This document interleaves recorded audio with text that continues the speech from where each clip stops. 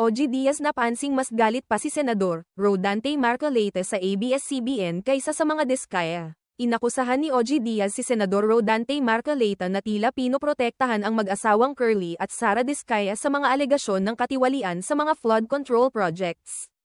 Sa Facebook post, sinabi ni Diaz na doble ang pamantayan ni Marcoleta, sobrang istrikto sa ABS-CBN noon kahit walang napatunayang pagnanakaw, ngunit tila maluwag sa kaso ng mga diskaya. Binanggit din ni Diaz ang mungkahing isama ni Marcoleta ang mga diskaya sa Witness Protection Program dahil umano sa banta sa kanilang buhay. Ngunit ayon kay Justice Secretary Jesus Crispin Remulla, kailangan pang suriin ang legalidad at kredibilidad ng testimonya ng mga ito bago maisama.